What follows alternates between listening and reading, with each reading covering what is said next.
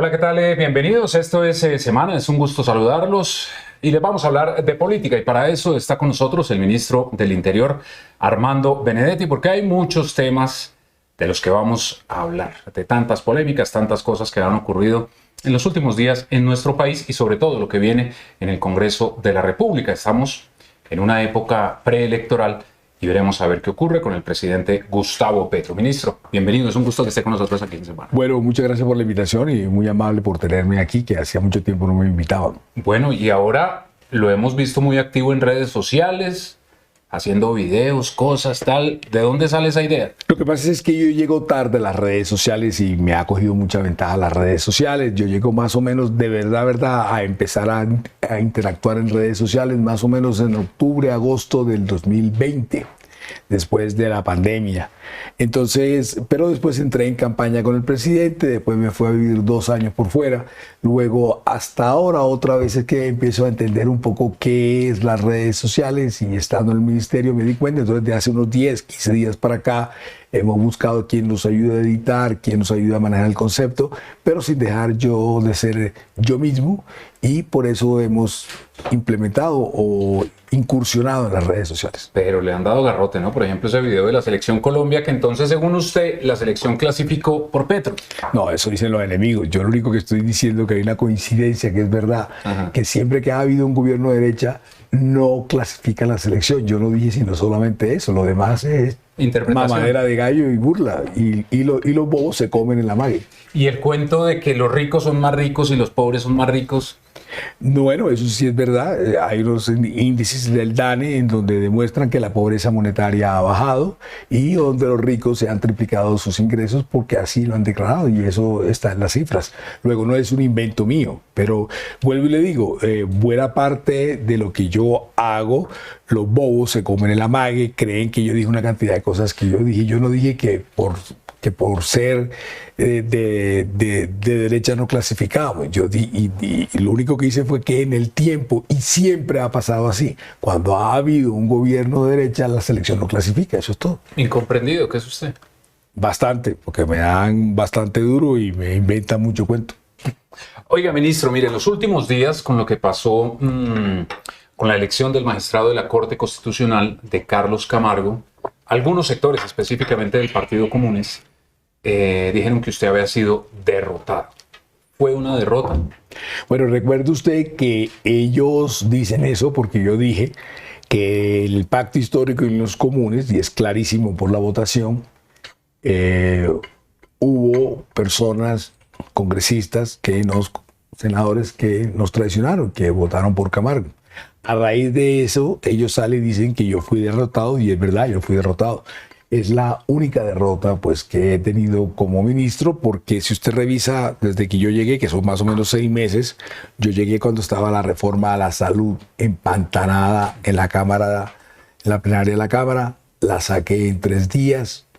Luego elegimos al consejero del Consejo Nacional Electoral, al magistrado del Consejo Nacional Electoral, que en ese momento era muy álgido porque estaba la discusión sobre la financiación de la campaña. Era difícil, pues, esa elección. También pusimos al país a hablar sobre el tema de la consulta. Todo el país se abocó durante 3 meses a hablar sobre la consulta. Se asustó la clase política. Un Congreso se asusta con el ejército o se compra. Aquí no se usaron ninguna de las dos. Y gracias a la consulta y a las manifestaciones que hubo en la calle, se pudo entonces entender que se necesitaba unos derechos dignos para la clase trabajadora. Pasó la reforma laboral, que usted hace 6 meses hubiera podido apostar las dos manos a que no pasaba. Estaba hundida. Y pasó, la hundieron. Y la revivimos y salió adelante. ¿Pero en la consulta popular fue derrotada o no? Pero, a ver, la consulta era un mecanismo para desbloquear lo que estaba pasando en el Congreso.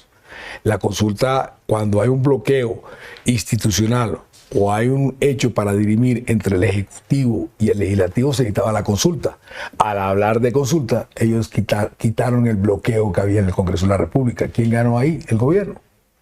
Pero además de eso, el presidente de un martes para 8 un día dijo: vamos a marchar por todas las calles del país. y convocó como nunca antes ningún líder ni ningún presidente a las calles.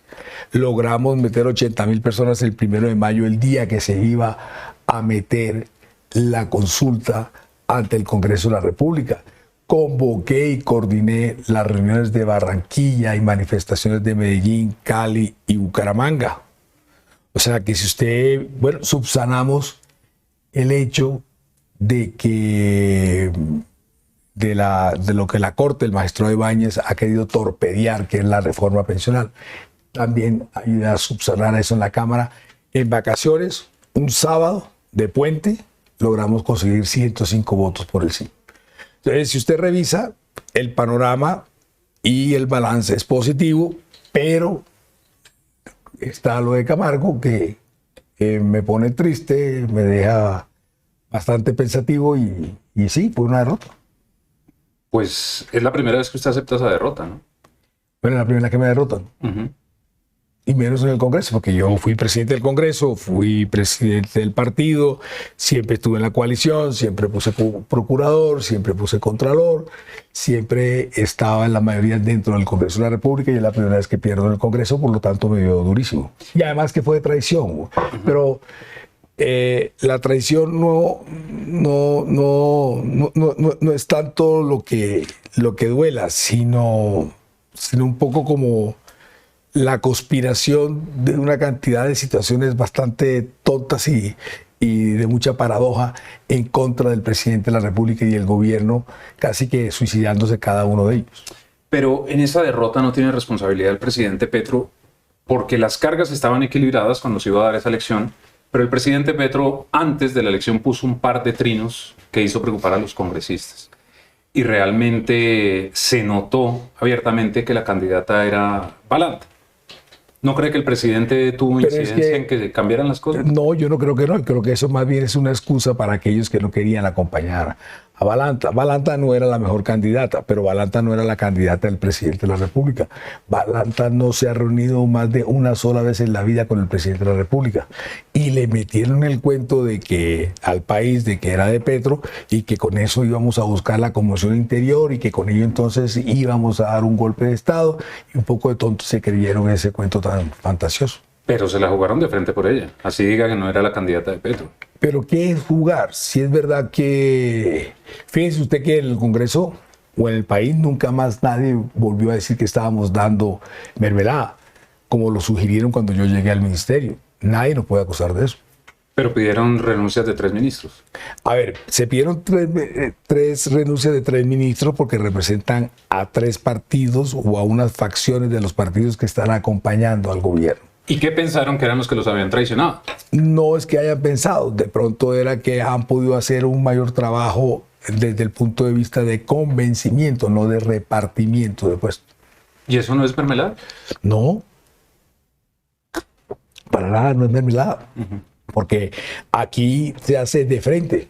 ¿Cuáles son los partidos que están acompañando al gobierno? Se hace con los ministerios, que se hace una coalición de gobierno, también de mira, si usted quiere, unas elecciones que puede ser a futuro, que puede ser el Frente Amplio. Pero lo que sí es verdad, lo que sí queda bien claro, es que siempre se ha hecho por debajo de la mesa. Y todo el mundo sabía de que cada señor o cada señora de qué partido es.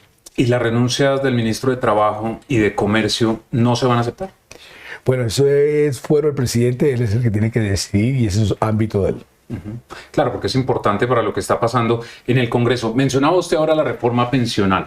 Hay un plazo que dio la Corte a la Cámara para que envíe el acta del 27 de junio, creo que es un viernes. Es el acta que falta.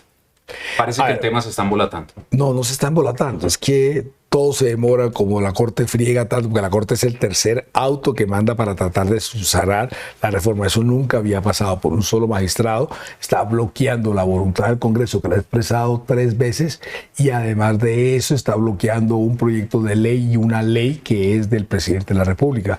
Luego es un solo magistrado, Ibáñez, por un tema visceral de odio hacia el presidente de la República, que está entonces atacando esa ley. Entonces lo que sucede es que cuando se votó fue el sábado 28 y ahí están las actas completamente escritas y debidamente diligenciadas, en las cuales se demuestra que hubo el quórum para decidir y votar lo que se subsanó. El día anterior, y usted sabe muy bien sobre eso, lo que se hizo fue una sesión deliberatoria, con el cual se necesita menos personas, menos quórum, y había 72 representantes a la Cámara, con lo cual se hacía una sesión deliberatoria. Entonces, ¿qué dicen algunos tontos? Para no decirle otra palabra. Ellos dicen, no, es que no hubo sesión, por lo tanto no se pudo anunciar. Los anuncios no se votan. Los anuncios, con lo que sucede con los anuncios, es que son anuncios y no se vota. El magistrado se agarra de las actas, pero las actas lo único es una fe que da el secretario, no hace parte de ningún requisito para que sea ley. Muchas de las leyes a veces están en vigencia y las actas no se han aprobado. Muchas veces cuando llega un congreso nuevo o el que llegue el próximo del 20 de julio, entonces ese aprueba actas del congreso pasado. ¿Por qué? Porque ahí no se está aprobando absolutamente nada, sino solamente se está aprobando la fe de que el secretario general hace un relato de lo que pasó en la comisión. Con esa cosa tan tonta, hay un magistrado que quiere agarrarse de ahí para sostener que no ha habido subsanación. En ese orden de ideas, ¿habrá reforma pensional? Yo creería que sí, con base en la ley y en la Constitución debería haber reforma pensional. Además, porque se necesita para que 3 millones de viejitos y viejitas tengan un bono. Y eso es lo que ha querido el presidente, y que las personas que no cotizaron puedan tener o acceder a un bono pensional. Entre todo el gabinete ministerial, uno ve que usted es el único que defiende al presidente Petro y que hace una férrea defensa sobre las políticas de gobierno y sobre el mandatario. De hecho, usted en los videos lo llama mi presidente. ¿Por qué usted es el único que realmente está haciendo esa defensa? Bueno, esa pregunta yo también me la hago, porque muchas veces el gabinete es bastante frío, le hace falta sensibilidad política, no le duele lo que le duele al presidente. Espero que mis compañeros no me vayan a dejar de querer o me quieran menos o me odien más de lo que de pronto me odian algunos. Pero sí es verdad, y usted es el que lo está diciendo, y ellos tienen que entender que usted es el que está diciendo que ellos son bastante fríos y apáticos con las políticas y las políticas públicas del presidente de la República. No, es que es una realidad. Tanto en el Congreso como en los medios de comunicación y con realizar los propósitos que se ha empeñado o ha propuesto el presidente. Justamente eso es lo que le ha generado a usted, digamos, tantas críticas, tanto garrote que hay en redes y todo. Pero usted esa cree defensa que del presidente. ya van como 2 o 3 veces que me hablan las críticas. Yo quiero enseñarle, por medio de usted, a varios que me critican. Yo nunca he leído un comentario que me hagan en las redes sociales, ni en X, ni en Instagram. A mí la crítica es como gasolina al fuego de que yo tengo que seguir trabajando adelante. O sea, a mí la crítica me da más fuerza. Entonces, a mí no me duele, no me afecta. ¿Usted es petrista? Total. Pero no desde ahora. Yo desde el 2018 ya había anticipado que quería votar, y estaba en una entrevista en El Espectador, que quería votar por el presidente Petro en el 2018. Y si usted ve, la agenda legislativa siempre fue igual en el Congreso cuando fuimos compañeros, y en el 2005, cuando él empieza a intervenir en contra de los paramilitares, yo le ayudo a defenderse en ese momento, que eran más o menos de 10 contra 1. Bueno, entonces, ya que usted ratifica que es petrista, me imagino, ministro, que usted cree plenamente en el proyecto político del presidente Gustavo Petro. Él ha manifestado que quiere que su proyecto continúe. Yo creo que ya la discusión de la reelección está zanjada, ¿o no? Claro, está zanjada desde hace mucho tiempo. Lo que sucede es que siempre había unos espontáneos y creativos que lo único que querían era sacar provecho político y like y votos con eso de decir que él se quería quedar como Chávez, cuando desde el día cero nunca en la vida se le pasó por la cabeza que eso fuera a suceder. Otra cosa es el proyecto político, que es alguien cercano a sus ideas, se mantengan o sigan en el poder. 7 de agosto de 2026, Petro se va. Pero antes, a las 3 de la tarde. Se va del poder y no hay ningún problema. Y en ese proyecto político, ¿quién es el gallo del pacto histórico? ¿Es Daniel Quintero? Bueno, a ver, Estoy como analista, ¿no? Que me sirve la grabación para cuando me demanden por intervención en política. A ver, vamos a hablar. Empecemos de todos los candidatos que hay ahora. Todos los candidatos, solamente se salva uno o dos, ya se hablará de eso, o tres, y los cuales no tienen ningún peso político. No tiene, a ninguno de ellos le cabe el país en la cabeza. Y ni siquiera saben cómo funciona el Estado. Estoy seguro que ni siquiera se saben cuáles son los 5 países con los que limita Colombia. Ni se saben cuántos municipios hay, ni la diferencia de Estado. O sea, se les nota muchísimo en las intervenciones. Aquí lo único que se ha construido realmente es saber quién es el antipetrista o el más antipetrista o el que está en el podio de antipetrismo. Usted no encuentra ningún candidato de centro o de derecha que tengan realmente una propuesta para el pueblo o para ganar elecciones. Es criticando todo el día a Petro. Y le da a uno hasta risa, que solamente y siempre es con insultos, la cantidad de ataques, y ellos se friegan porque ellos sí odian a Petro y Petro no los odia. Entonces es muy fácil para nosotros soportar o aguantar la oposición, sobre todo en las redes, porque parece bastante insulsa y tonta y inofensiva, porque siempre son los mismos ataques, siempre son las mismas frases, buscan la misma coyuntura para decir las mismas cosas, pero usted no encuentra nada inteligente, nada argumentado, nada con cifras, nada bonito, nada inteligente, ¿no? Eso no, usted no encuentra eso. Entonces, dicho esto, lo que yo sé que está pasando es que empezó a armarse una coalición hace algunos meses que era Partido Liberal, Partido Conservador, Nuevo Liberalismo y me falta otro. Bueno, eran 4 partidos. Y la U. Entonces, esos 4 partidos arman una coalición para buscar que sean de centro. Y abren unos cupos para los exgobernadores, estos 3 que andan por ahí, y otros para aquellos que se metieran con firmas, etcétera, etcétera, para hacer un frente amplio e ir a una consulta en marzo. Lo que ha pasado hasta el día de ayer es que entonces se acerca, porque habían invitado para que asistieran a ese grupo de coalición, a Cambio Radical y a Centro Democrático. Y ellos dos se quieren apoderar de esa coalición, y ahorita le explico por qué, se quieren apoderar de esa coalición, y es lo que usted ha visto que ahora virtualmente hablan de un Vargas Lleras y el presidente Uribe, tratando de armar una coalición para entonces hacer un frente amplio, pero para comerse esa primera que le describí al principio. Eso es lo que está pasando hoy con miras a marzo. Centro Democrático debe buscar qué pasa en diciembre con sus encuestas, saber cuál es su candidato para llevarlo a esa consulta. Consulta a la que el Centro Democrático quiere su logo. Exacto, pero ya le dije, ahora quieren mezclar a todo el mundo.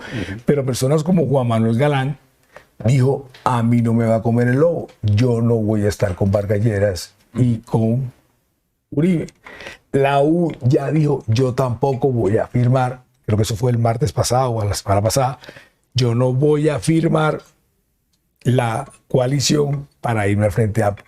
Yo primero quiero ver qué pasa con el pacto histórico y quiero saber también qué pasa con el liberalismo.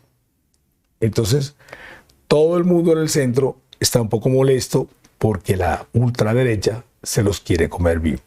Pero ¿para dónde va todo? ¿Cómo están las cosas? Para una polarización bastante fuerte, en el cual usted vio que el presidente Uribe dijo, yo quiero quedar de 25. Por eso dice, yo soy el 25.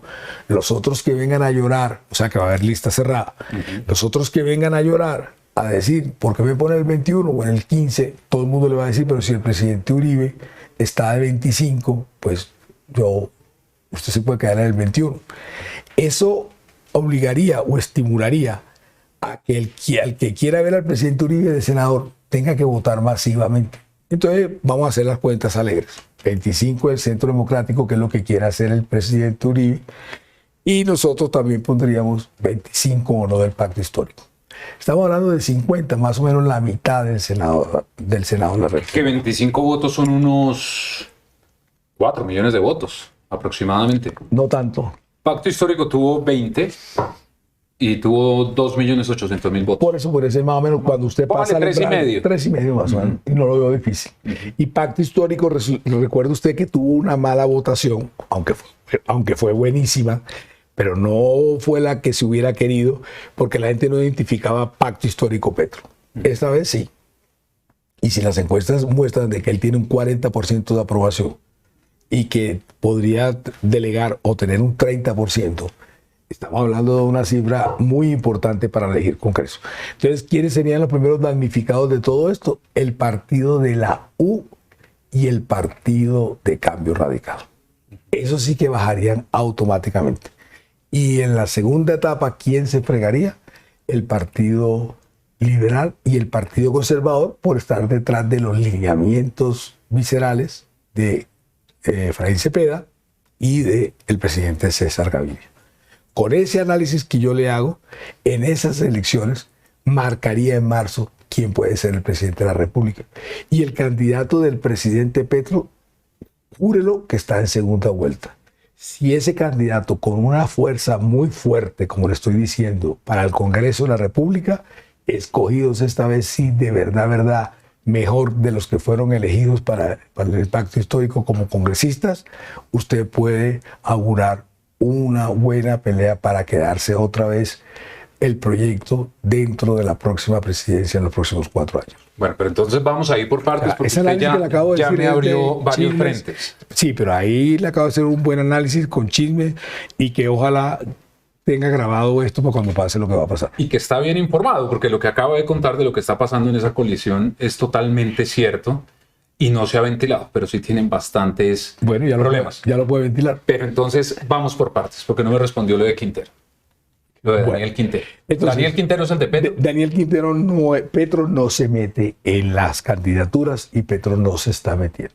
Él puede tener un favoritismo o le puede gustar un Iván Cepeda, pero Petro no se va a meter. El presidente Petro no se mete, pero cuando yo le digo que no se mete, no le estoy hablando para engañarlo, para hacerle un esguince. Él no se mete en eso. Es impresionante cómo él no se mete en eso. Allá van cada ratico los senadores, los líderes políticos a preguntarle qué hace, qué no hace. Él no se mete en eso. A él le aburre esos temas, le harta esos temas. Por lo tanto, lo único que ha dicho, que no aprende lo que es la extrema izquierda, es que solos no puede y solos no pudieron. Petro llega ahí por una cantidad de amalgamas de diferentes facciones, de diferentes partidos que ayudan a que se concrete ese tema. Él ha dicho varias veces que él no es de izquierda, que él es socialista.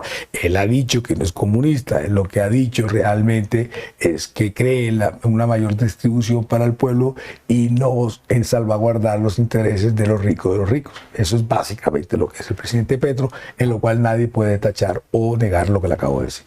Pero si no se mete, ¿cómo va a ser para reelegir el proyecto político? Bueno, porque está poniendo las bases del pacto histórico, porque los votos son de él. Aquí nadie puede, los 25 senadores que vayan a salir, es como la métrica que podemos tener para poder hablar de un análisis, no son de él, son del presidente Petro. El que vote por el pacto histórico no está votando por ningún senador como sucedió hace 4 años. Así que lo que estamos hablando es que los votos son de él, así como los del presidente Uribe son del presidente Uribe. El único realmente antagonista del presidente Petro es el presidente Uribe. Los demás son paticos andando con mamá pato, dando vueltas por ahí para ver quién se gana el podio o la medalla de eso. Bueno, digamos que el presidente Petro no está metido en este asunto, que eso es igual a creer que Uribe no se mete en política. A ver, yo la acepté. Hay que creerle. No, tiene que creerme, le juro que tiene que creerme que él no se mete en eso. Lo que sí le acepto y le digo es que los votos que vayan a salir por el pacto histórico o por el candidato de izquierda o de centro izquierda son del presidente Petro, al igual que los del presidente Uribe. Ojalá lo escuchen en el pacto histórico, porque dicen que los votos son de ellos. Eso dicen algunos atrevidos. Ajá. Sí. Pero bueno, la realidad es que los votos no son de ellos. Daniel Quintero tiene una imputación. Si el pacto histórico es coherente con todo el discurso que ha tenido, ¿sería coherente que quien llevara las banderas del progresismo fuera un imputado?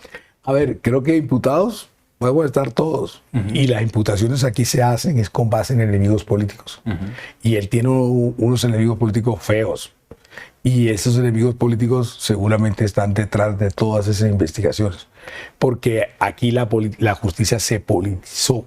Aquí usted puede decir, a veces, así como uno dice cada medio con quién está, a veces se puede decir los jueces con quién están. Y sabemos que la Fiscalía de Néstor Humberto Martínez y otras fiscalías, la de Medellín y otras, están en contra de algunas personas que hacen política. Entonces, más allá de la imputación, Quintero tiene derecho ganado a entrar al pacto histórico, pero el pacto histórico usted se ha dado cuenta que no quiere. Ellos buscar unos requisitos dentro del pacto histórico un poco anacrónicos, en los cuales ellos piden unos requisitos para postularse a la consulta, pero todos son para que ellos mismos vuelvan a quedar otra vez. No para que traigan más votos. Pues ellos siguen con unas reglas, o hacen unas reglas para ellos volverse a reelegirse otra vez. Como quien ha dicho que el presidente Petro, cuando se armó la lista para el pacto histórico, dijo o quería que se quedaran más de 4 años. ¿De dónde sacan ellos eso? Es para que usted vea que una cantidad de gente se abroga una cantidad de condiciones que son los que critican. O sea, ellos quieren llegar a 8 años o a 12 años de estar ahí sin tener un voto, sin haber tenido un liderazgo dentro del Congreso de la República. Entonces, lo que sí hay que hacer es armar una lista, armarla otra vez y le insisto, vamos a ver qué sucede porque los votos son del presidente Petro. Iván Cepeda. También ese es de lo que le gusta al presidente Petro. Sí, pero mire que uno lo ve de los favoritos. Muy pasivo. De vez en cuando pone un video, da un par de entrevistas, pero a veces se pierde. Él tiene una fuerza muy grande dentro de lo que es la opinión de la izquierda. Es posible que eso le favorezca y tenga la fuerza para ganar la consulta. ¿Y él le gusta al presidente Iván Cepeda? Él es de los favoritos del presidente Petro. Para seguir hablando del pacto histórico, ¿qué va a pasar con esta decisión que tomó el Consejo Nacional Electoral? ¿Va a golpear el proyecto? Con la decisión del Consejo Nacional Electoral, lo que hay es una impugnación de Colombia Humana. Si se resolviera rápido, y debería hacerse así, Colombia Humana pudiera entrar. Porque con lo que pasó en el Consejo Nacional Electoral en estos días, lo que sucede es que sí habría consulta para presidente, pero no para las listas de Congreso. Porque hay senadores de Colombia Humana que hicieron parte de la lista a el Congreso de la República. Entonces, si eso sucediera así, no sé, tendrían que disolver Colombia Humana para poder entrar dentro del pacto histórico, pero igual sería una oportunidad para rearmar otra vez el pacto histórico. Eso es un problema y el tiempo se está agotando. No, usted lo ve como un problema, yo lo vería como una solución. ¿Será que sí? Pero mire que el propio Gustavo Bolívar... Usted puede volver otra vez a rearmar. A barajar otra vez. Usted podría volver a rearmar lo que es la lista del pacto histórico. Gustavo Bolívar, ¿en dónde queda en todo este escenario? Él está como golpeado y le está dando duro al sector. Yo creo que Gustavo Bolívar, con el aprecio que le tengo y el respeto que le tengo, se equivocó en las decisiones políticas. El presidente había advertido que no quería que él estuviera en esa contienda. Él no hizo caso a quien lo hizo. Porque una cosa que yo, por ejemplo, sí quiero aprovechar para decir, yo antes de llegar al pacto histórico había sido presidente del partido de la U, presidente del Congreso, tenía mi propio peso político, tenía mi propio andar. Los que están al lado de Petro, casi todos son hechos o por Petro o con base en lo que es Petro. Entonces, si alguien tenía esas características, pues tenía que ceñirse a lo que dijera el presidente Petro, y el presidente Petro había dicho que era mejor que no estuviera en esta contienda. ¿Y usted ha hablado con Bolívar de eso? No, yo hablé cuando hubo las vicisitudes. A pesar de que me había atacado, yo no quería que él se alejara ni se enemistara con el presidente Petro. Porque muy seguramente después de la consulta, él va a quedar bastante molesto, Bolívar. ¿Pero por qué va a quedar molesto? Se le dijeron que no se metiera y se metió. De acuerdo, pero además él ha sentido... Más molesto de estar el presidente Petro por lo que se hizo. Ajá. Es al revés, porque eso puede tener sus problemas o traer sus problemas. Pero se puede volver un problema para el proyecto, ¿o no? Claro. Una persona como Bolívar que esté atacando. Por eso le insisto de que el que más molesto va a quedar es el presidente Petro con lo que pueda suceder. ¿Y usted qué papel está jugando en todo este tema? Nada, yo tampoco me meto. Solamente opinando. Solamente analizando, ni siquiera opinando, analizando. Pero usted como ministro Ni no siquiera debería analizar. describiendo. Usted, varias veces yo le he contestado a usted que yo estoy describiendo. En este momento estoy analizando por lo que veo y por lo poquito que sé. Bueno, digamos ese es el panorama en la izquierda. Ahora vámonos para la derecha, que ya lo mencionaba ahora un poco. Álvaro Uribe, ¿qué cree que va a pasar? ¿Cree que va a conseguir esos 3,5 millones de votos para llevar 25 senadores? Cuando él se pone de 25 y dice que va a ser 25, se está quitando de encima a todos aquellos que van a pelear por el puesto, y además le está diciendo a la gente, si ustedes me quieren ver a mí, Y además para que busquen votos también. claro, tiene que salir a buscar votos, y lo que hace es polarizar automáticamente. Y lo hace como con lo genio que es él, porque es una persona para esto, el que mejor sabe comunicar es él, y lo que hace es tirar de la sábana y polariza automáticamente. En donde el centro desaparece automáticamente y donde Cambio Radical, el partido de la U, paga los primeros platos rotos, y los segundos que van a pagar el plato roto son el Partido Liberal y el Partido Conservador por estar haciendo pendejadas. Cambio Radical va a tener a Germán Vargas como candidato. Yo creería que no, lo que se sabe de la salud, y me da mucho pesar que esté en esa situación. Yo creería que no está en su mejor momento como para aguantar lo que es una campaña presidencial que requiere bastante y exceso de esfuerzo físico. Porque además ahí Cambio quedaría sin una carta para entrar a negociar con los demás partidos. Si no tiene candidato. Es que esa es la otra, ¿no? Usted habla de los partidos, entonces usted ve que el Partido Liberal sale, firma y dice una cosa en contra del gobierno, de nosotros, pero los parlamentarios votan con nosotros. El presidente de la U también a veces sale y firma unas cartas, pero resulta que está con nosotros. Por ejemplo, ahora la de los 11 partidos con la de certificación, me llamaron 7 senadores de diferentes partidos a decirme, a mí nadie me consultó. Entonces es muy chistoso que las bases importantes o las juntas políticas de decisión importantes que son los parlamentarios nunca son consultados a lo que firman los partidos. Entonces es muy chistoso. Entonces usted encuentra ahí que buena parte de los parlamentarios no quieren estar donde supuestamente se están alineando los jefes.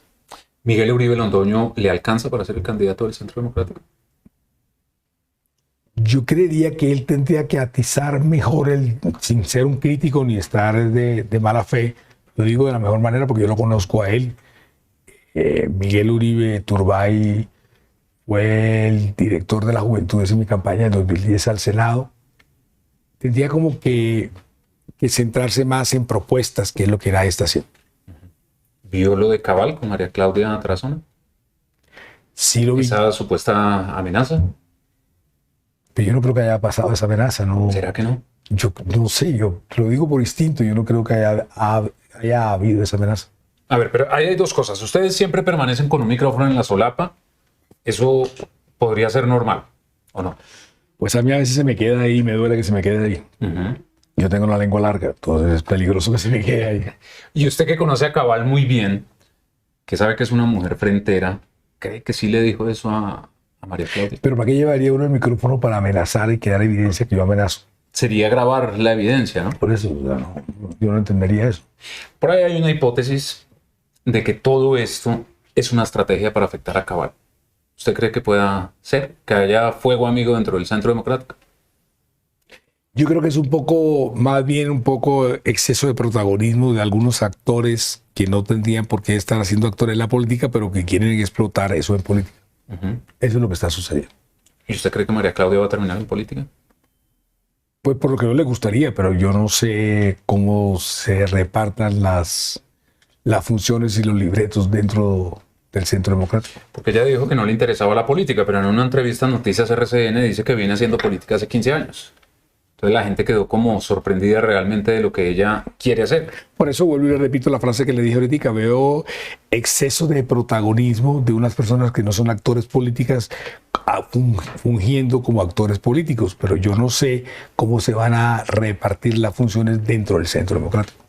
Hay otros candidatos que están reuniendo firmas. ¿Cómo ve, por ejemplo, a Abelardo de la Espriella? Creo que le ha ido bien empezando. Pero eso seguramente irá bajando. Yo no creo que alguien de extrema derecha pues pueda seguir. Y lo ha hecho bien en las redes sociales. ¿Le alcanzará? No creo que le alcance. ¿Y Vicky Dávila? Vicky Dávila ha mejorado muchísimo en las últimas semanas, con algunos cuestionamientos que ya ha venido haciendo, centrándose en algunas propuestas. Ella había perdido como el norte hace un mes, 2 meses lo había perdido, pero en las últimas semanas ha venido haciendo un cuestionamiento que eso la vuelva a poner otra vez como en un término de liderazgo. Pero no puede ser que todo lo que hable y se diga siempre sea solo en contra de Petro. Si alguien quiere ser presidente de la República, tiene que ser para todos los colombianos, no para una facción del país. Pero ahora uno la ves agarrada con Abelardo. Bueno, eso le puede funcionar. A eso me refería, que lo está haciendo bien. ¿Será que sí? ¿Esos cuestionamientos contra Abelardo serán ciertos? No sé, no me ponga aquí ahora que me demanden por calumnia e injuria, pero se ha hablado muchísimo, bastante, demasiado de esos cuestionamientos. ¿En dónde queda en todo este escenario Sergio Fajardo? Porque no quiere hablar con nadie. Él dice que llega solo. No, él es la caricatura de... ¿Cómo se llama esa película? De esas que son de viaje al pasado. ¿Cómo que se llaman esas vainas?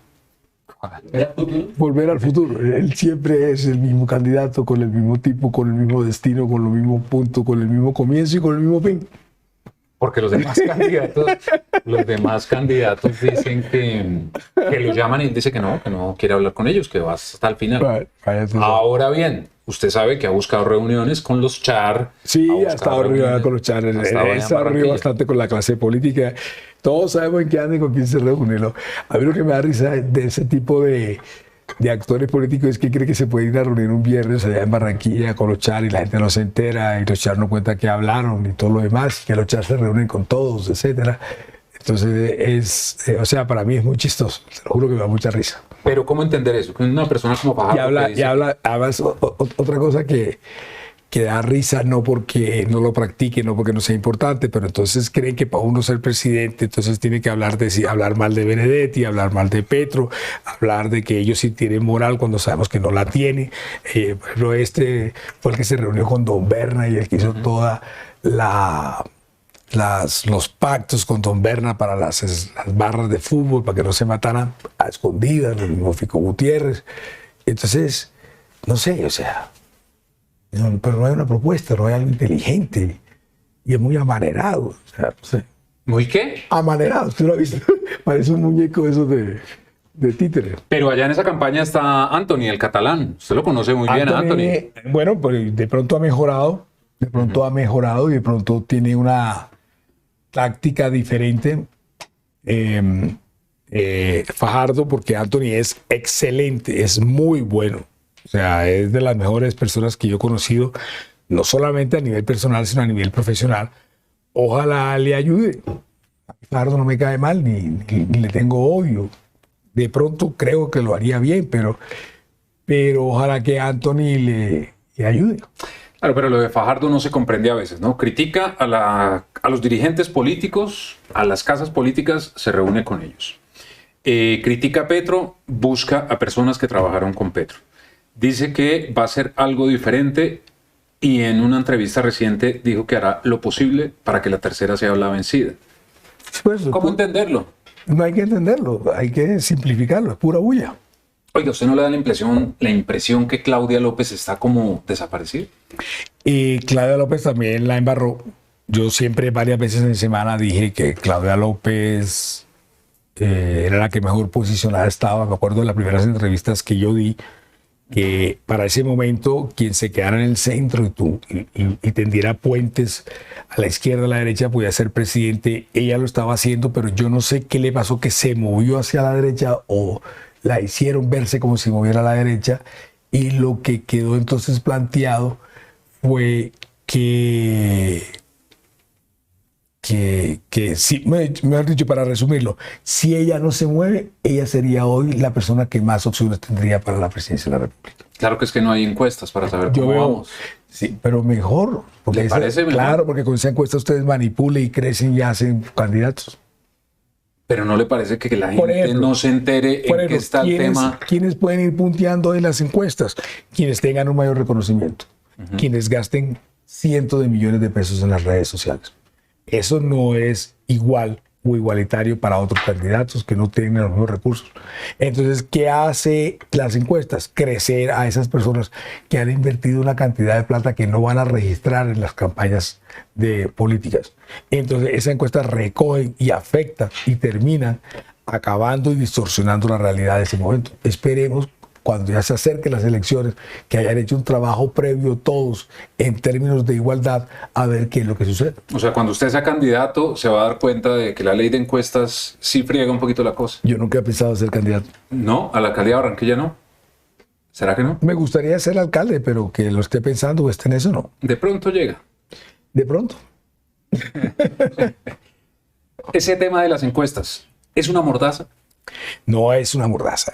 Lo que pasa es que ese es un show chévere que tenían ustedes los medios de comunicación, y ese show servía para escoger ustedes candidatos. De hecho, uno podría saber o sabe casi que cada casa encuestadora de quién es o a qué candidato le gusta. Entonces, si eso sucede, quiere decir que no es extorsión. ¿Cómo es posible que yo puedo decir que Imbámer es de Fajardo o que son amigos? Entonces, se estaban con las encuestas manipulando. Ahora lo que va a suceder es que no solamente es que tengan que hacerlo 6 meses o 3 meses antes, 6 meses antes de elecciones, sino que además tienen que mostrar la trazabilidad y tiene que estar escrito hasta el Consejo Nacional Electoral, porque a usted le molesta la mordaza de la casa encuestadora que le hacía a usted la encuesta, pero cuando usted va a la región hay una cantidad de radio y de medios que todavía uno lo ve en las redes diciendo tal candidato va ganando y todos sabemos que es mentira. Cualquier persona seria que haga política o tenga algo de razonamiento sabe que es politiquería, pero muchas veces la gente se deja engañar o cree de ese tipo de encuestas de lo que está pasando. Bueno, esta ley sí no es suya, ¿no? Fue del Congreso. El Congreso fue el que la aprobó. Eso no sí solamente no es que no sea el gobierno, sino que fue firmada por Paloma Valencia, por Angélica Lozano, por Clara López. O sea que es una ley de multipartidista. ¿Roy Barreras va a entrar a la contienda? Roy Barreras para mí es de los mejores candidatos, al igual que Daniel Quintero. Ellos dos son los mejores candidatos porque son personas que conocen de política, que conocen el Estado. Es que a mí me da risa que hay unos candidatos que dicen que quieren hacer un hospital sin médicos, lo quieren hacer con bomberos o con médicos o con mecánicos, porque resulta que los médicos operaron mal e hicieron mal su tarea, entonces quieren hacer un hospital sin médicos. Eso no funciona. Entonces yo lo que creo es que aquí hay dos personas, Daniel Quintero y lo mismo que Roy Barreras, que no traerían miedo ni pánico a ninguno de los sectores de izquierda y derecha, que conocen el Estado, que lo sabrían administrar bien, que tienen un peso político y que no se la pasan gritando y haciendo alaraca como la mayoría de todos los candidatos, que si usted encuentra, todos los candidatos son histéricos, parecen como una caja de pollitos. ¿Tú has visto una caja de pollitos que hacen chiqui? Todo el día se la pasan en esos candidatos. ¿Y a usted no le parece que Quintero es así? No. Quintero fija una posición, por ejemplo, llevar la bandera palestina donde están los empresarios. Eso me parece un acto berraco. Yo hay que tener muchas huevas para hacer eso. Irse al estadio, a pararse ahí y gritar fuerza Petro, hay que tener huevas. Y las demuestra. ¿Y Roy cómo va a llegar? Porque está buscando la Alianza Verde y en la Alianza Verde dicen no lo queremos, y si él llega, hay un sector como de 5 o 6 congresistas que dicen que se van. Roy puede llegar con la U. Si la U puso un freno, yo creo que lo está poniendo por él. O sea que Roy, si arranca con el partido de la U, es fuerte. Pero Roy dice que no es petrista y se está desmarcando del gobierno. No importa, pero las ideas o la agenda legislativa que él tuvo en el Congreso es parecida a la de Petro y las ideas son progresistas y liberales de Roy. Roy podría coger el partido de la U, podría coger el partido liberal, podría coger un sector de Cambio Radical, podría coger un sector del Partido Conservador, podría coger la izquierda. Y eso es mucho más que cualquier otro candidato puede recoger. O sea, están subestimando a Roy. Usted lo está subestimando. No, yo le estoy preguntando. No, pero hay sectores que dicen que... Yo sí le estoy diciendo con qué tiene.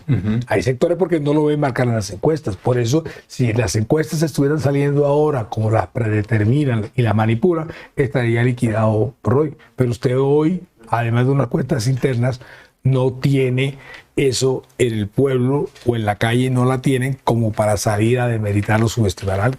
¿Recuerda alguna contienda con más de 70 candidatos? No, y además todo flojo, porque todos suban 10 o 5 puntos. Ninguno pasa de 5 puntos. Bueno, pero ya me dijo, Daniel y Roy le parecen excelentes candidatos. Sí.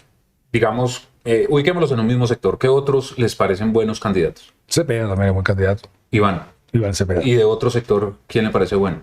Pinzón. Juan Carlos Pinzón. Piqui. La misma Claudia. Van 4, 5. ¿Está ahí o tiene alguien más en la lista? Está ahí. Pero Juan Carlos Pinzón también no sabe dónde aterrizar. Bueno, pero Pinzón es buen candidato. Pinzón es un tipo que ha estado en el Estado, conoce, tiene peso político, es tranquilo, no es payaso. Que aquí lo que molesta es tanta payasería por parte de los candidatos a la presidencia. Bueno, cerremos ese capítulo. Ministro, con sinceridad, ¿usted cree que el gobierno Petro ha hecho cosas buenas en Colombia? Pues claro que ha hecho un buen gobierno. Lo que pasa es que la historia lo entenderá mejor de lo que usted o varios contemporáneos lo pueden hacer.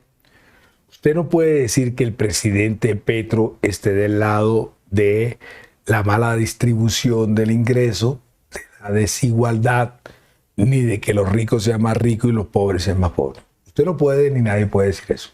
Pero uno sí puede decir que todos los gobiernos anteriores y buena parte de casi todos los congresistas anteriores estaban de ese lado de crear más desigualdad. Colombia está entre los 3 países más desiguales del mundo. Entonces, ¿qué se estilaba aquí? Manipular los medios de comunicación. No habían redes sociales. Entonces usted era amigo de don Hernando Santos, de los Cano, de los Santo Domingo con Caracol Televisión, con los Ardila Lule, solamente con ser amigo de esos 4, de ayudarle a rebajarle los impuestos, de entonces coger y invitarlos a la casa en Cartagena, en ese momento la isla de Cartagena, invitarlos a la casa privada en Cartagena, a la casa privada en Casa de Nariño, a tener buenas relaciones con ellos y ningún medio se metía con ningún presidente. Entonces usted encuentra aquí que todos los medios de comunicación tradicionales están en contra del presidente. Le faltan el respeto, notas de 10 minutos en contra del presidente y solamente sale hablando una sola persona del presidente en favor del presidente o de pronto ninguna. Entonces es una cosa completamente insostenible y eso ayuda. Pero aún así, el presidente tiene el 40% de aprobación según encuestas que ustedes publicaron aquí, creo que era de INVAME, yo no sé, o el 38, 39% daba. Entonces, eso es una cifra muy alta teniendo uno todos los medios de comunicación. Y con X, porque él no usa Instagram, con X, defendiéndose de todos los medios y de toda la oposición, porque todo el mundo está ahí en contra. Defendiéndose y atacando a los medios también. Sí, pero ¿alguien puede creer que hay un ataque más perverso que coger 5 o 6 minutos en televisión con imágenes, ataques por analistas, que lo que diga un presidente en sus frases por X motiva para que alguien se vuelva violento y lo demás, después de responder a los ataques que le estaban haciendo?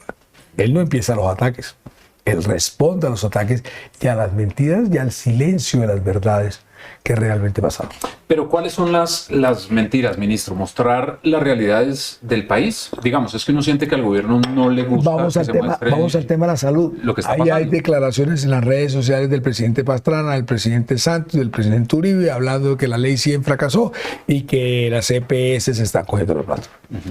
Y ahora van a decir que el presidente descubrió eso. Ahora van a decir que el problema de orden público es del presidente Petro, cuando este es un problema de los últimos 40 años del país. Entonces, todo el problema de orden público son los últimos 3.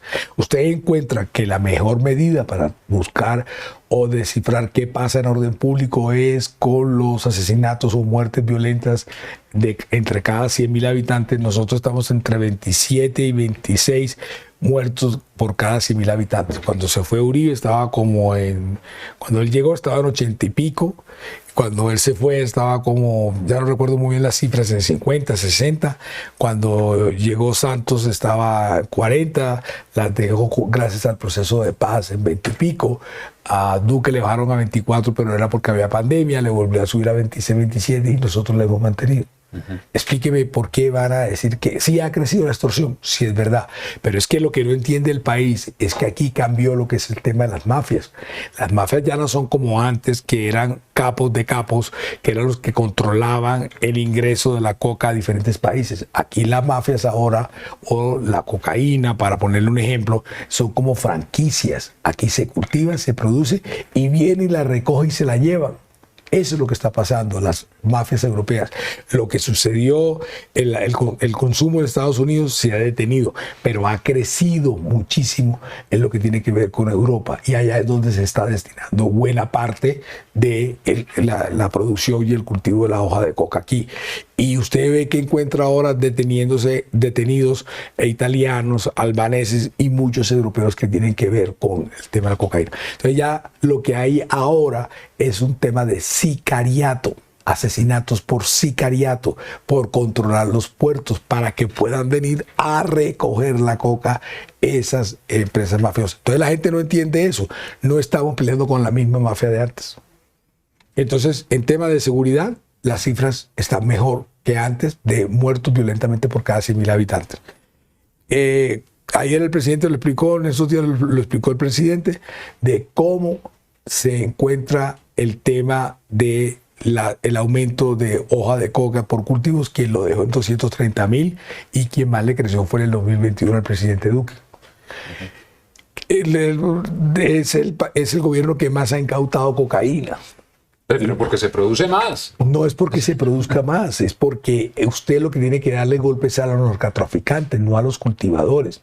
Es que se le dan los golpes y la lucha contra el narcotráfico se hace siempre es contra el jíbaro y contra el cultivador de coca, no contra el narcotraficante que es el que la transporta, contra el del laboratorio, contra el capo. Pero ¿usted no le parece que eso es como romantizar el asunto? Porque eso es igual que decir en no Twitter, no es romantizar, porque que los del Tren de Aragua son unos muchachos excluidos. Él no dijo eso, hombre, eso es otra cosa perversa, es lo que dice, pero malinterpretado por los medios de comunicación y por el mismo gobierno de Estados Unidos, es decir, que quien llega ahí no es una elección de que uno escoge si es bueno o malo, sino porque tuvo un papá abusador, porque nunca pudo ir a un colegio, porque nunca tuvo jamás una oportunidad en su vida. Por eso es que se llega a ese tipo de situaciones. No es que esté diciendo que pobrecito el tipo que está bien lo que haga. Nunca ha dicho que está bien lo que haga, sino que las condiciones que llegó ahí que lo que deberíamos buscar es tener mejores realidades sociales. ¿Por qué, por ejemplo, Estados Unidos esa plata que nos da, que no nos las da, porque termina finalmente es invirtiéndose en empresas gringas otra vez, diga que es para la sustitución de cultivo? Porque eso no. Ayer el presidente mostró unas cifras impresionantes, que cuando es por erradicación forzada, los muertos de la policía son por decenas y por cientos, mientras que en este gobierno solamente van los 13 de Amalfi y otros 4 o 5 por erradicación forzada, diferente a las decenas que había en otro gobierno. Entonces eso no le importa a usted ni le importa a la prensa. Lo rico es decir glifosato. Claro, como no tiran el glifosato en la puerta de su casa, sino a los campesinos, que trae problemas en la piel, en los otros cultivos, que envenenan los ríos. Eso no le importa a la gente. A este presidente sí.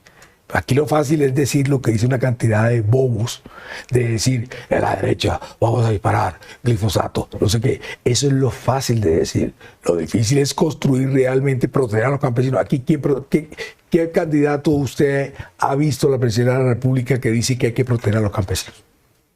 No, las cárceles que están llenas ahora de campesinos cultivadores de coca. ¿Esa es la lucha contra el narcotráfico? ¿Por qué no la dan, por ejemplo, en los bancos de Estados Unidos, donde el 85% de la plata ilegal del narcotráfico está en los bancos de Estados Unidos? Allá es donde deberían dar la pelea. Dígame qué capo de Estados Unidos ha sido capturado. Dígame usted qué soldado de los Estados Unidos ha muerto en la lucha contra el narcotráfico. Explíqueme eso. Pero aquí los candidatos a la presidencia no hablan de eso. No saben de eso, ¿no? Porque hay una impresión de que... Pero sigamos, Sí. la economía, entonces salud, ya saben que las está interpretando porque es, y está en la red y usted tiene que verla, los otros presidentes hablando de eso.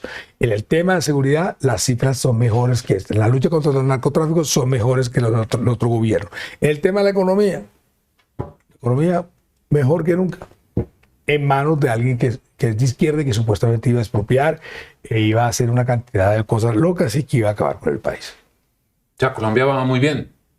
Pero es que no, si quieres se la pongo al revés, por la forma como usted lo dice de chiste. Colombia va mejorando un poquito más de lo que iba antes, pero usted no me puede decir que todos los problemas de Colombia empezaron hace 3 años. Ah, no, eso sí es cierto. Bueno. Eso sí es cierto. Los problemas de la salud venían de atrás y todo, pero sí se han profundizado en este gobierno. ¿Por qué se han profundizado? Yo he visto notas de hace 5 años, 10 años de Caracol Televisión, donde habían colas de la gente recogiendo, buscando medicinas para la salud.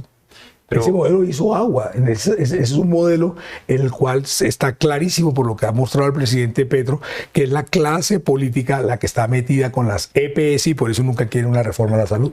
Y muy seguramente al presidente que llegue le va a pasar lo mismo que le está pasando a Petro, y es que empiece a usar el espejo retrovisor. O sea, ¿por qué el Congreso no aprueba una reforma a la salud si sabemos que la salud está mal? Bueno, pero es que el Congreso es porque independiente, les puede parecer mala. No, porque las EPS están metidas ahí.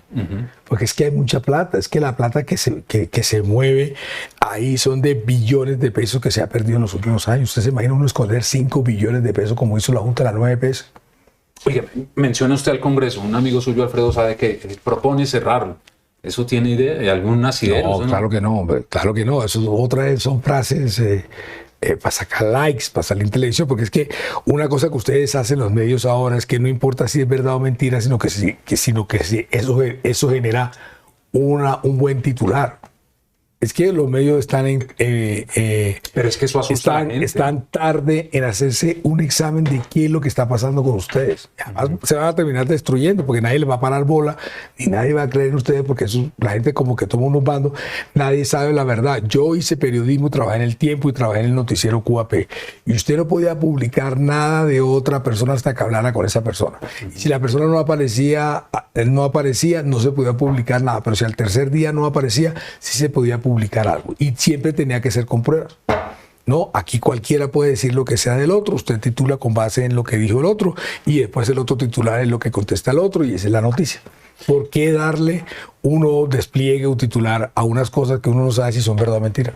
Oiga, ministro, se nos está acabando el tiempo, tengo que hacerle estas preguntas rápidas. Bueno, muy corto. Llevamos más de 1 hora ya. Bueno, corto. Petro se ve errático. Pero todas estas frases que él lanza son preparadas. Los Bryan hablando de las mujeres que se conectan una cosa con la otra, no sé qué. Usted lo ve errático. Si hay alguien Por eso, lo ven errático. Si hay alguien que es coherente y ha sido coherente toda su vida, es él. Usted nunca lo ha visto que diga que cambió de posición de una cosa a la otra, nunca. Usted no encuentra un video en contra de lo que él dijo o tartamudeando cuando él está hablando con otro candidato que tartamudean todo el tiempo. Que da risa y gritan y no pueden sostener una conversación, no van a debates, no saben absolutamente de nada, no pueden tener una conversación más de 1 minuto, sus declaraciones que salen en redes y lo demás no pasan de 25 segundos. Todo lo contrario, él le puede hablar 1 hora, 2 horas o 5 horas si tiene la paciencia de cualquier tema, siendo coherente en sus temas. Entonces todo lo que dice es natural de él. Es coherente, es lo que él cree, es su ADN. Por ejemplo, la última intervención, pero usted ¿por qué le para bola? Lo que le está diciendo no es que venga y se siente en una silla en el Palacio de Nariño. Lo que le está diciendo es que venga a hablar y entienda qué es lo que pasa con el narcotráfico, que los Estados Unidos no lo ha entendido y menos él. Es una lucha que perdieron. O alguien me puede decir en esta vida de que Estados Unidos ganó la lucha contra las drogas. Porque yo lo veo usted molesto con los medios también. Hay un tema, una propuesta por ahí de cerrar los medios. ¿A usted le suena, no? No, claro que no, cerrar los medios, no, claro que nadie ha pensado en cerrar los medios. Ni ley para regularlos. Ni ley para regularlos. Claro que no, nunca estaré de acuerdo con eso. Lo que yo no es molesto con los medios, lo que yo quiero es invitarlos a que haga un análisis de qué estaba pasando con los medios de comunicación, porque yo estudié periodismo, porque yo trabajé en el periodismo, porque yo tuve de jefe a Hernando Santos, a Enrique Santos Castillo, estuve a Dulce Peña, a Roberto Pombo, a las Marías. Esos eran mis jefes y no podía hacer nada de lo que ustedes hacen. Yo no sabía lo de Dulfo, por ejemplo, pero bueno, hay inestabilidad en el gobierno, que cambian ministros cada rato, las decisiones a veces no están conectadas. Aquí antes se cambiaban los ministros en la época del Frente Nacional cada 6 meses, cada año. Y los ministros son para eso, para cambiarlo cuando se necesita hacerlo. Los ministros no constituyen una carga, un peso político dentro del ministerio. Hay un mandato popular del presidente de la República que él delega en sus ministros qué es lo que se debe hacer o no se debe hacer. Y ya, y si el tipo no sirve a los 2 meses, ahora, y si me equivoco a los 2 días más, para eso son los ministros. Los ministros son para trabajar. Los ministros son solamente para realmente llevar a cabo la política pública del presidente de la República que se ha propuesto y se ha comprometido. Nada más. Y si alguien no funciona los días, lo cambia. Y si se equivocó con ese, vuelve y lo pone. ¿Quién ha dicho que aquí hay alguien graduado en Harvard, en doctorado, que viene de otro planeta, que es el que sabe las cosas? Cualquiera lo puede hacer. Y el presidente decide quién lo hace o no lo hace. ¿El gabinete es flojo? ¿En qué? En todo. ¿Usted por qué me quiere hacer pelear? No, ya con lo que yo dije. Usted es una persona curtida, tiene experiencia política, ha conocido diferentes gobiernos. Sí, ¿Este gabinete es flojo? Sí, es flojo. Ya me va a traer usted problemas. ¿Y usted se le ha dicho al presidente Petro? Claro. ¿Y qué le ha dicho? ¿Qué le ha dicho? Él también sabe que es flojo. ¿Y por qué no los cambia? Bueno, yo no sé, ese es el problema del presidente, él es el que manda. Ese es... Porque cuando usted llegó nuevamente al Ministerio del Interior, empezaron a decir que se veía una diferencia y que ya había por lo menos una articulación, un diálogo. Parece que otra vez todo eso se perdió, y no por culpa suya, sino porque el presidente no está hablando con sus un ministros. Articulamiento y un mejoramiento y todo lo demás, y eso estaba andando y creo que todavía sigue andando. Lo que pasa es que la derrota esa de Camargo, que es solamente y simplemente un magistrado de la Corte Constitucional, que en términos prácticos no es que tenga mucha fuerza, mucha importancia, ustedes nos la han puesto como si fuera el fin del mundo. Venga, como ya se va a hacer vaciar del presidente, y por hablar de política, ¿qué cambios haría usted en el gabinete? No, ya hasta ya no. Pero puede... No, era astucia para otra entrevista. ¿Cuáles cambiaría? Uno. No, hombre, que ya con lo que yo dije en el chat del gabinete me van a joder. ¿O los va a cambiar a todos entonces? No. El único bueno es usted. Obvio. Óigame, ministro, la desertificación. No entremos de fondo en el asunto, usted ya se ha pronunciado, pero usted se ha dicho que fue una decisión en contra de Petro. Ahí usted coincide con César Gaviria.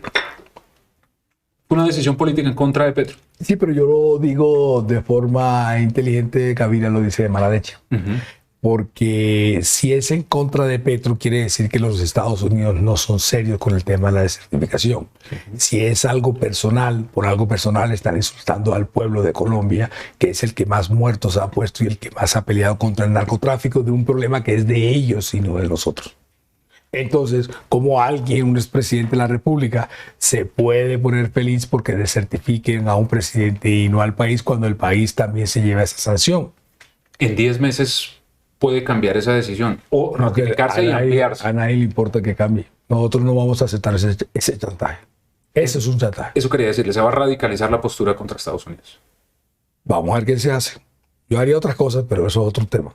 ¿Qué haría? No puedo hablar. Por lo que le entiendo, usted le puede decir al presidente que tiene que mantener lo que ustedes llaman dignidad. ¿Cómo así que lo que llamo? Lo que es la dignidad. Lo que hicieron, si un país hace algo solamente porque es el presidente, sin respetar al país, cuando el problema es de ellos, cuando ellos no ponen ni un muerto, ni ponen nada en la lucha contra el narcotráfico, pues claro, es un tema de dignidad. Bueno, pues muy bien. Para ir cerrando, ¿ha vuelto a hablar con Laura Sarabia? Sí, he vuelto a hablar con ella. Todo muy bien. ¿Quedaron de amigos? ¿Siguen con su pacto de no agresión? ¿Y de amigos? ¿De amigos? Sí. ¿Se han sentado a tomar café y todo? Sí. Sí, claro. ¿Y se mandan audios o ya no? No, ya los audios quedaron prohibidos. Alfredo Sade. No, nada, que a mí me adjudican. Si usted revisa los titulares míos en la prensa en Colombia, a mí me echan la culpa de absolutamente todo. Pero esto no es nuevo, desde que estaba en el colegio, a mí me echan la culpa de todo. Es una cosa impresionante. Siempre me echan la culpa de todo. Yo estoy acostumbrado. Yo quisiera hacerme expresar, transmitirle a todos mis enemigos que no saben la risa que me da cada uno de ellos de las cosas tontas cuando me ataca o dice, porque ninguno de ellos ha logrado ser inteligente o darme el clavo en alguna cosa que me duela. Pero entonces me echaron la culpa. Él salió llorando echándome la culpa que por viera que me habían votado. Juliana Guerrero, ¿qué va a pasar con ella? Juliana es una mujer inteligente, de buen análisis. Esa decisión la tiene que tomar el presidente. ¿Pero usted cree que tiene las capacidades para ser viceministro? Las tiene, pero parece que en el papel hay gente que no cree que la tenga. Pero le insisto, es una decisión última que tiene que tomar el presidente. Le había preguntado antes, la alcaldía de Barranquilla, ¿de verdad quiere ser candidato? A mí me gustaría ser alcalde de Barranquilla y creo que con la fuerza que tiene Petro allá en la alcaldía, más por la fuerza de Petro que por mí mismo, podría tener alguna opción.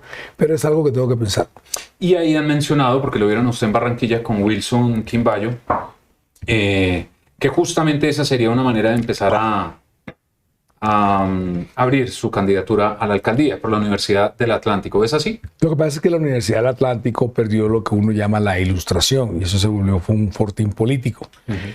Entonces, lo que se trataría sería rescatar a la Universidad del Atlántico. A Wilson lo conozco desde el año 2005, me ayudó a llegar al Senado de la República, de las primeras personas del primer círculo que me ayudó a llegar al Senado de la República, sea lo inteligente que es, y con él trataríamos de que él fuera el rector. Lo que pasa es que hay una elección bastante diferente para ser rector allá. Usted tiene que quedar primero en una consulta popular dentro de los estudiantes de la universidad. Las primeras 5 votaciones se van entonces a que el consejo directivo o el consejo directivo superior termine escogiendo quién es el rector. Bueno, pues veremos porque es lo que están diciendo. En un tema serio, también usted subió un video diciendo que llevaba 1 año de su rehabilitación. ¿Cómo le ha ido en ese proceso? Me ha ido bien. Me ha ido bien porque, no sé si la palabra sea exacta, rescaté la familia, me rescaté a mí mismo, me he podido concentrar mayormente en el trabajo, he estado más concentrado, siendo más persona, me he vuelto más espiritual, pero ha sido duro, ha sido bastante duro. Yo una vez dejé de beber 14 años, casi 13, 14 años, y no me había dado tan duro. También hacerlo a los 58 años es más difícil que cuando uno estaba joven, uno va de salida, pero ha sido bastante duro. Pero tiene motivación de su esposa, sus hijos. Sí, claro, eso es lo que me mantiene. Y Dios, estoy muy aferrado a Dios y eso me sirve mucho. ¿Ha tenido tentaciones en estos 12 meses? Siempre. ¿Y en la fiesta de su cumpleaños? No, ahí no, pero para los días previos al cumpleaños sí hay veces que me da mucha tentación. Cuando tiene estas tentaciones, ¿qué hace? Me apego a Dios. Básicamente me apego a Dios. Y empiezo a tratar de recordar a los malos pasos y a los malos días que he tenido por eso. Porque yo no he tenido cómo rescatar un buen día de eso. Pero es difícil. Es difícil. Pues, ministro, gracias por haber estado con nosotros aquí en Semana. Nos queda mucho tema, pero usted el que no tiene tiempo. Vamos a seguir hablando y que haga análisis de todo lo que está pasando. Análisis, yo no invité a votar por nadie. La gente, bueno, tiene 5 candidatos que le gustan, veremos a ver cuál. Obviamente, yo no sabía que le gustaba tanto a Daniel Quintero, vea usted. Pero me gusta Daniel, Roy, Vicky, Claudia, Pinzón. Ahí se está acomodando usted. ¿Cómo? No me estoy acomodando, hombre. Estoy diciendo, usted fue el que pregunta cuál me gusta. Yo le dije que con base en la experiencia, en el peso político, en lo que si le cabe o no le cabe el Estado, lo demás, solamente son ellos los que podrían hacer eso. Están diciendo que usted se va, ¿es verdad? No. Se queda. No, lo que pasa es que después de la derrota, y como me dejaron solo varios compañeros en el trabajo de esa derrota, las traiciones y tal, yo le expresé a una persona que uno debería renunciar. Si uno le estaba yendo bien, uno se puede ir de campeón ahora que he ganado todo. Y que de aquí para adelante puede venir crucifixión. Ese fue el único comentario que hice y algún sapo fue y le comentó a Darcy, Darcy fue y lo sacó. Bueno, pero entonces está claro, se queda y hasta el final del gobierno. Bueno, sí, a menos que me voten. Pues usted es el único que está defendiendo al presidente Petro. La vez pasada me votaron cuando era embajador de Caracas, pero usted estaba aburrido allá. Ministro, gracias por haber estado con nosotros. Bueno, está bien, gracias.